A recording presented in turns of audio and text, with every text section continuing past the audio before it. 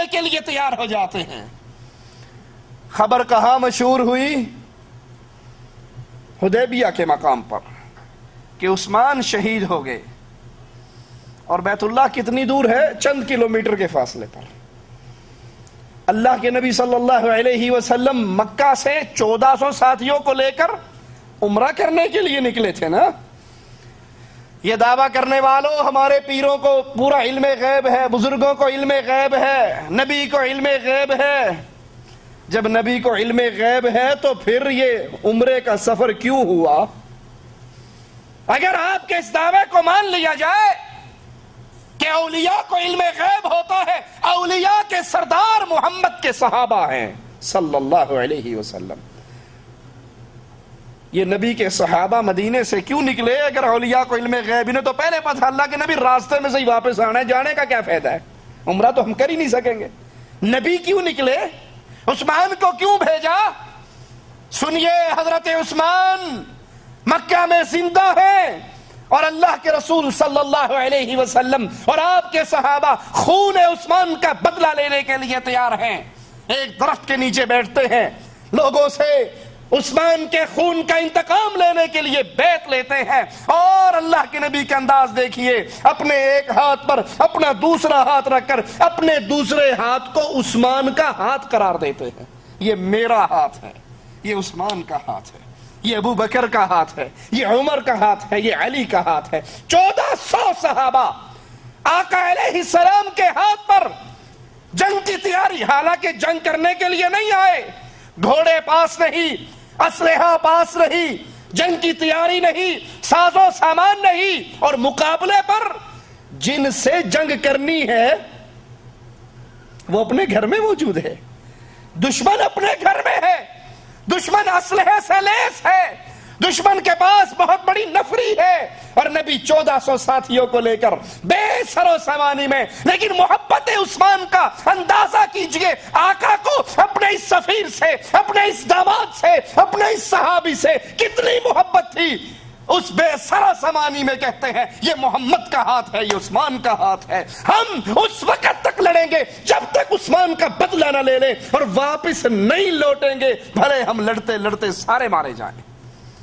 درخت کے نیچے آقا علیہ السلام 1400 صحابہ سے بیعت لے رہے کہ آسمان والا قرآن نازل فرما دیتا ہے، اللہ کے رسول علیہ السلام پر قرآن حکیم کی یہ آیات نازل ہو جاتی ہیں، لقد رضی اللہ، یہ کہنے والوں کہ یہ 4 ہی مومن تھے، باقی کوئی بھی مومن نہیں تھا ان میں سے، یہ 1400 ہیں، اور 1400 بے سر و سامانی کے اندر جنگ کی تیاری کر چکے ہیں، مرنے کی بیعت ہو چکی ہے، کیونکہ کافر ہے تو کرتا ہے شمشیر پہ بھروسہ، مومن ہے تو بے تیغ بھی لڑتا ہے سپاہی۔ ان کی محبتیں، ان کا پیار، ان کی عظمتیں، جنگ کی تیاریاں، اور یہ سارا کچھ دے کر اللہ بھی ان سے راضی ہونے کا سرٹیفکیٹ نازل کر رہا ہے۔ لقد رضی اللہ عن المؤمنین، اللہ ان مومنوں سے راضی ہوا، ان میں ابو بکر ہے، ان میں عمر ہے، ان میں صحابہ کرام ہیں۔ اللہ کے نبی علیہ السلام کے ساتھی 1400 صحابہ، اور اللہ 1400 کو سب کو مومن کہہ رہا ہے، اور سب کے بارے میں کہہ رہا ہے لقد رضی اللہ، اللہ ان سے راضی ہوا۔ اور یہ ہے کون؟ عن المؤمنین، یہ اہل ایمان ہے۔ تمہارے اس دعوے کی کیا حقیقت ہے کہ صرف 3 یا 4 یا 7 مومن تھے، باقی سارے نعوذ باللہ منافقین کا ٹولہ تھا؟ لقد رضی اللہ عن المؤمنین اذ یبایعونک تحت الشجرہ، جب تیرے ہاتھ پر اے نبی یہ درخت کے نیچے بیٹھے بیعت کر رہے تھے، اللہ تجھ سے بھی راضی اور ان سب سے راضی۔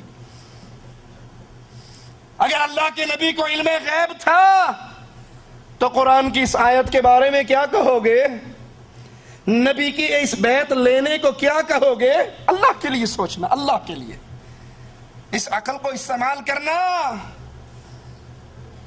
مذہبی تعصب سے باہر نکلتے ہوئے، پیروں کی اندھی تقلید کے تعصب سے باہر نکلتے ہوئے، اگر یہ مان لیا جائے رسول اللہ صلی اللہ علیہ وسلم کو علم غیب تھا تو پھر نعوذ باللہ یہ جو بیت رضوان جو ہو رہی تھی، کیا یہ ڈرامہ تھا؟ یہ کوئی فلم کا سین کیا تھا؟ یہ نبی کو حقیقت معلوم تھی، پھر بیعت کس بات کی؟ آسمان سے وحی کس بات کی؟ ادھر بیعت ہو رہی ہے، مسلمان بھرپور جنگ کی تیاری کر رہے ہیں، ادھر سیدنا عثمان رضی اللہ عنہ وارضا صحیح سلامت رسول اللہ صلی اللہ علیہ وسلم کے پاس پہنچ جاتے۔ لیکن کفار کو مسلمانوں کی جذبہ جہاد کی خبر ملتی ہے کہ یہ تو بے سر و سامانی کے اندر بھی لڑنے مرنے کے لیے تیار ہو گئے، تو مجبوراً کفار مسلمانوں کے ساتھ چند شرائط پر صلح کے لیے تیار ہو جاتے۔ سیدنا عثمان رضی اللہ عنہ وارضا خیبر کی جنگ کے اندر بھی امام الانبیاء امام اعظم محمد رسول اللہ صلی اللہ علیہ وسلم کے ساتھ رہے، فتح مکہ کے موقع پر بھی نبی کے ساتھ رہے، اور تبوک کی جنگ کے اندر بھی سیدنا عثمان رضی اللہ عنہ وارضا رسول کریم کے ساتھ رہے۔ غزوہ تبوک سے واپسی پر میرے نبی کی دوسری بیٹی حضرت عثمان کی دوسری بیوی ام کلثوم چند دن بیمار رہ کر اللہ کو پیاری ہو جاتی ہے۔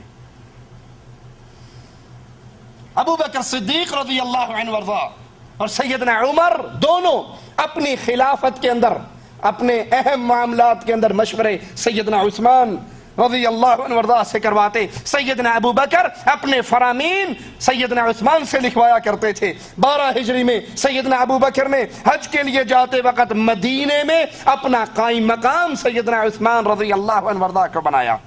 سیدنا عمر نے سیدنا عثمان رضی اللہ عنہ وارضا کو مجلس شورا کا رکن مقرر کیا، اور شرعی فتوے جاری کرنے کی جن کو اجازت تھی ان میں حضرت عثمان رضی اللہ عنہ وارضا شامل تھے۔ اور یہ عثمان وہ عظیم ذات جس کو غنی کا لقب بھی ملا، مسلمانوں کی مدد میں بڑھ چڑھ کر حصہ لینے والے، مسلمانوں کی مدد میں اپنے مال کو پانی کی طرح خرچ کرنے والے۔ مسلمان جب مدینے میں پہنچے تو میٹھے پانی کا کنواں صرف ایک ہی تھا، اور اس کا مالک بھی یہودی تھا جو پیسوں سے پانی کو بیچا کرتا تھا۔ امام الانبیاء امام اعظم محمد رسول اللہ صلی اللہ علیہ وسلم فرماتے ہیں، کون ہے یہ پانی کا کنواں مسلمانوں کو خرید کر دے دے، میں اس کو اللہ کی جنت دیتا ہوں، میں اس کی جنت کی گارنٹی دیتا ہوں جو یہ پانی کا کنواں مسلمانوں کے لیے وقف کر دے۔ سیدنا عثمان آہستہ سے اٹھتے ہیں، اس یہودی کے پاس جاتے ہیں، کہتے ہیں یہ کنواں مجھے بیچ دے۔ وہ کہنے لگا تیرا دماغ خراب ہے، میری ساری تجارت اسی پر ہے، پانی بیچ کے تو میں پرافٹ کماتا ہوں، اور اس سے اچھی تجارت اور کیا ہوگی؟ یہ بیچ دوں گا تو میرا کیا بنے گا؟ کہا تجھے اچھا سا اچھا ریٹ دوں گا۔ کہا نہیں، میں نہیں بیچنے کے لیے تیار۔ پھر جواب میں کہتے ہیں اچھا منہ مانگی قیمت لے لے، کیونکہ سودا اللہ کی جنت کا تھا، سودا اللہ کی جنت کا ہو اور عثمان اس کو خریدنے سے پیچھے رہ جائے، دنیا کی آنکھ نے یہ منظر کبھی نہ دیکھا۔ کہا منہ مانگی قیمت لے لے۔ جب اتنی بڑی بات سنی پھر بھی تیار نہ ہوا۔ سیدنا عثمان نے کہا اچھا ایک اور حل نکالتے ہیں، یوں کرتے ہیں اس کنویں کو آدھا آدھا کر لیتے ہیں، آدھا کنواں مجھے دے دے، آدھا تو لے لے۔ کہا یہ کنواں کیسے آدھا ہوگا؟ کہا کنواں آدھا نہیں ہوگا، وقت آدھا ہو جائے گا، ایک دن پانی تو بیچا کر، ایک دن میرے ذمہ ہو جائے۔ یہودی کو یہ بات دل کو لگی، اس نے 12,000 درہم میں آدھا کنواں ایک دن سیدنا عثمان کو دے دیا، اور ایک دن اپنے پاس رکھ لیا۔ وہ بھی یہی سمجھتا ہوگا کہ میں بیچتا ہوں تو یہ بھی بیچے گا، تجارت کر رہا ہے۔ وہ سیرت عثمان کو کیا جانے، وہ شان عثمان کو کیا جانے۔ آدھا کنواں خرید کے اللہ کے نبی علیہ الصلوۃ والسلام کے پاس آئے، کہا آقا مسلمانوں میں اعلان کر دیجئے عثمان کی باری والے دن اتنا پانی بھر لیں کہ دوسرے دن ان کو پانی کی حاجت نہ رہے۔ اور آقا یہ اعلان صرف مسلمانوں میں نہیں کفار میں بھی کر دیجئے، یہودیوں کو بھی اجازت دے دیجئے، جس کا جی چاہتا ہے عثمان والے دن عثمان کی باری میں مفت پانی لے جائے، عثمان ان سے کوئی پیسہ نہیں مانگتا۔ جب یہ سلسلہ چلا یہودی اپنی باری میں خالی بیٹھا رہتا، جس نے پانی بھرنا پہلے دن ہی بھر کے لے گیا، پھر اس کو سمجھ آیا میں کتنا برا فیصلہ کر کے یہ آدھا کنواں بیچا، مزید 8000 درہم سیدنا عثمان سے مانگ کر پورا کنواں وہ حضرت عثمان رضی اللہ عنہ کو دے دیتا ہے۔ اور سیدنا عثمان آتے ہیں آقا کے پاس، آقا آپ نے جنت کی بات کی تھی نا، یہ کنواں مجھے خرید کر دے، میں اس کو جنت کی گارنٹی دیتا ہوں۔ آقا عثمان کنواں مسلمانوں کے نبی کے حوالے کر رہا ہے اور آپ سے اللہ کی جنت کی گارنٹی مانگ رہا ہے۔ مدینہ کی مسجد جو دھرتی پر آخری نبی کے ہاتھ کی بنی ہوئی آخری مسجد، مسلمان تعداد میں بڑھے تو جگہ تنگ ہو گئی۔ امام الانبیاء امام اعظم محمد الرسول اللہ صلی اللہ علیہ وسلم نے فرمایا، کون ہے یہ مسجد کے ساتھ والا پلاٹ زمین خرید کے مسجد میں شامل کر دے، جو مسجد کی یہ جگہ خرید کر دے گا میں اس کے لیے اللہ کی جنت کی گارنٹی دیتا ہوں۔ سیدنا عثمان اٹھے اور وہ زمین خرید کر امام الانبیاء کے حوالے کر دی اور محمد کریم صلی اللہ علیہ وسلم سے جنت کا ٹکٹ خود لے لیا۔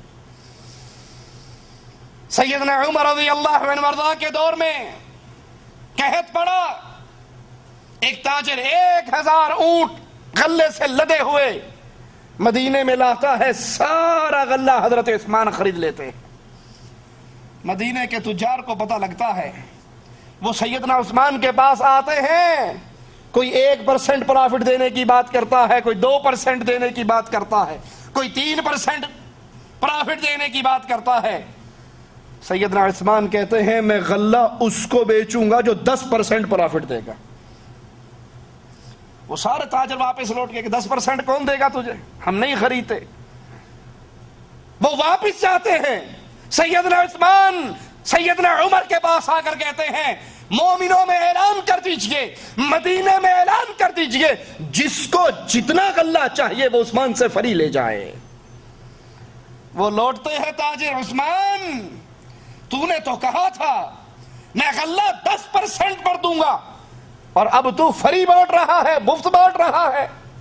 کہا تمہیں نہیں پتا میرے رب نے 1 درہم کے بدلے 10 نیکیوں کا بدلہ وعدہ کر رکھا ہے، تم 1 درہم اللہ کے راستے میں خرچ کرو، اللہ 10 گنا اس کا ثواب دے گا، میں نے 1000 اللہ کے راستے میں